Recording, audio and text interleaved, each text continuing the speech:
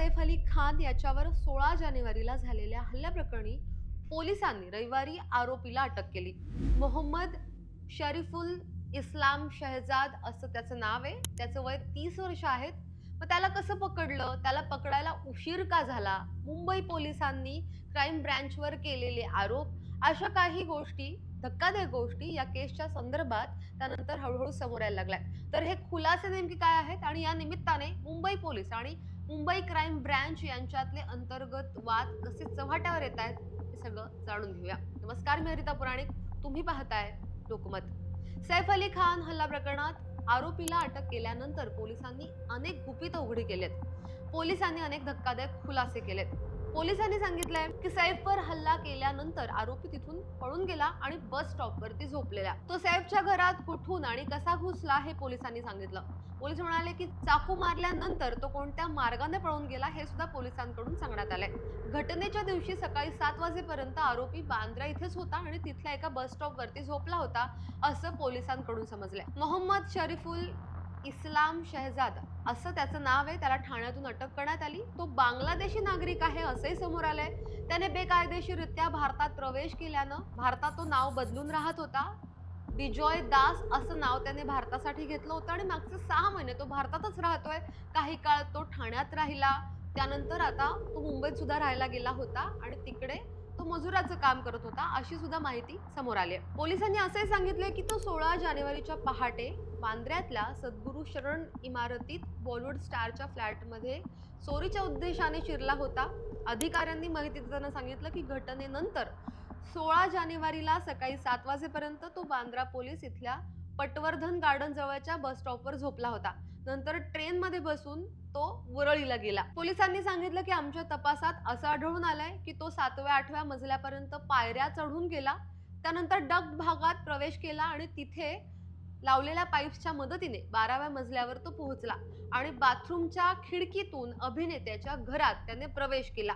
फ्लॅटमध्ये त्याने प्रवेश केला, त्यानंतर तो बाथरूम मधून बाहेर आला जिथे त्याला अभिनेत्याच्या कर्मचाऱ्यांनी पाहिलं। त्यानंतर घटना सुरू झाल्या ज्याचे रूपांतर हल्ल्यात झालं। अधिकाऱ्यांनी असं सांगितलं की आरोपीने घरातल्या नोकराशी वाद घालायला सुरुवात केली आणि 1 कोटी रुपयांची मागणी केली। त्यानंतर गोंधळ ऐकून सैफ अली खान तिथे पोहोचला आणि त्याला समोरून पकडलं। तपशील देताना पोलीस अधिकाऱ्यांनी असंही सांगितलंय की सैफ अली खानला पाहून आरोपी घाबरला। पोलिसांनी दिलेल्या माहितीनुसार आरोपीने धक्काबुक्की करत सैफ अली खानच्या पाठीत चाकू हल्ला केला। नंतर आरोपी आत अडकलाय असं समजून सैफ अली खानने फ्लॅट बंद केला, पण जिथून तो घरात दाखल झाला होता त्याच मार्गाने आरोपी पळून जाण्यात यशस्वी झाला। आम्ही त्याच्या बॅगमधून एक हातोडा, स्क्रूड्रायव्हर, नायलॉनची दोरी आणि इतर काही साहित्य जप्त केले असं सुद्धा पोलिसांनी सांगितलंय। या गोष्टीमुळे पोलिसांना संशय येतोय की त्याचा गुन्हेगारी इतिहास असू शकतो। न्यूज चॅनलवर प्रसारित झालेल्या बातम्या आणि सोशल मीडियावरती या घटने संदर्भात ज्या काही पोस्ट केल्या गेल्या त्या पाहून त्याला कळलं की तो बॉलिवूड अभिनेत्यावर हल्ला करून आलाय। दरम्यान दुसऱ्या अधिकाऱ्यांनी दावा केलाय की शहजादाला पळून जाण्यासाठी वेळ मिळाला, कारण की वांद्रे पोलीस स्टेशनच्या एका अधिकाऱ्याने सैफ अली खानच्या इमारतीतलं सीसीटीव्ही डिजिटल व्हिडिओ रेकॉर्डिंग म्हणजे DVR काढून घेतला आणि तो मुंबई पोलिसांच्या गुन्हे शाखेला दिलाच नाही। त्यामुळे तो इतका वेळ तिथे राहू शकला किंवा तो उशिरा पकडला गेला आणि यामुळे आता सैफ अली खान हल्ला प्रकरणी पोलिसांमध्ये एकमत नसल्याची सुद्धा चर्चा होऊ लागली। शुक्रवारी मुंबई गुन्हे शाखेच्या वरिष्ठ पोलीस अधिकाऱ्यांनी सांगितलं की बांद्रे पोलिसांनी अभिनेता सैफ अली खानवर घुसखोराने केलेल्या हल्ल्याला गांभीर्यानं घेतलं नाही आणि त्याचे पळून जाण्याचे मार्ग रोखण्यासाठी गुन्हे शाखा आणि सरकारी रेल्वे पोलीस सारख्या इतर युनिट्सना तातडीने सूचना दिल्या नाहीत। पहाटे 2 वाजताच्या सुमारास झालेल्या हल्ल्यानंतर काही तासांतच तातडीने कारवाई केली असती तर हल्लेखोर लवकर अटक झाला असता किंवा त्याला लवकर अटक करता आली असती असं गुन्हे शाखेच्या एका वरिष्ठ अधिकाऱ्याने सांगितलंय। त्यामुळे सैफ हल्ला प्रकरणाबरोबरच याची सुद्धा चर्चा होऊ लागली आहे की मुंबई गुन्हे शाखा म्हणजे मुंबई क्राईम ब्रँच आणि मुंबई पोलीस यांच्यामध्ये एकमत नाहीये का किंवा यांच्यामध्ये वादावादी आहे का। दुसरीकडे आरोपीबद्दल बोलताना पोलिसांनी सांगितलं की शहजाद हा दक्षिण बांगलादेशातला झालो कथी, ज्याला झाला कथी म्हणून ओळखलं जातं तिथला आहे. गेल्या 5 दिवसांपासून तो मुंबईत आहे.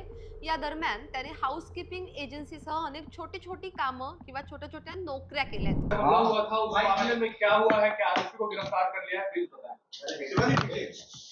16 जनवरी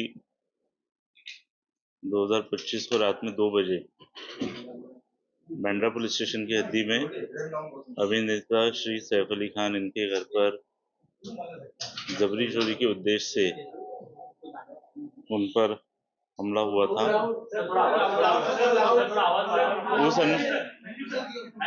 उस कारण से बांद्रा पुलिस स्टेशन में गुना दाखिल किया गया है और एक आरोपी को उसमें अरेस्ट किया गया है। उस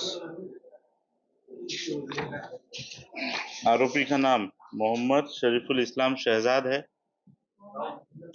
मोहम्मद शरीफुल इस्लाम शहजाद, एज 30 इयर्स। अभी तक के इन्वेस्टिगेशन में ये समझ में आया है कि ये आरोपी चोरी के इरादे से उस घर में उसने एंटर किया था और उस समय पर ये इंसिडेंस हुआ था।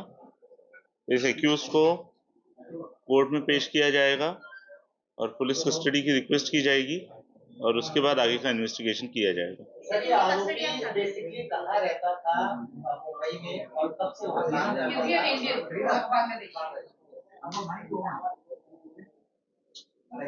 तो ये जो आरोपी है, यह आरोपी बांग्लादेशी ओरिजिन का है, ऐसा हमारा डाउट है। इसीलिए इस केस में एप्रोप्रिएट सेक्शंस की वाड़ की गई है और उस हिसाब से आगे का इन्वेस्टिगेशन किया जा रहा है। किन सेक्शंस को पासपोर्ट एक्ट में या फिर पासपोर्ट एक्ट के रेलेवेंट सेक्शंस में रेलेवेंट सेक्शंस इसमें अप्लाई किए गए हैं। उसकी डिटेल्स हम प्रेस नोट से आपसे शेयर कर रहे हैं। कौन क्या इसके पहले वहां जा चुका था जिस तरीके से चढ़ा है? अभी तक ऐसा कुछ इन्वेस्टिगेशन में निष्पन्न नहीं हुआ है। एक्यूज्ड अरेस्ट होने के बाद हमको काफी कम टाइम अभी तक मिला है। आरोपीवर भारतीय न्याय संहिता 311 4 घर फोडणे आणि इतर गुन्ह्यांन्वये कलम 311 गंभीर दुखापत किंवा खून करण्याच्या हेतूने चोरी किंवा डकैती आणि पासपोर्ट कायद्याच्या तरतुदीनुसार गुन्हा दाखल करण्यात आला आहे। तो बेकायदेशीररित्या देशात कसा घुसला, त्याच्याकडे कोणती कागदपत्र आहेत आणि ती त्याने कशी मिळवली याचा सविस्तर तपास आता पोलीस करतायत आणि या संदर्भात सुद्धा पुढच्या अपडेट्स त्यांच्याकडून दिल्या जातील। पण या सगळ्याचं मूळ हे आहे की एकतर बांगलादेशी व्यक्ती भारतात कशी घुसली त्या रीतीने आता त्याचा तपास केला जाईल।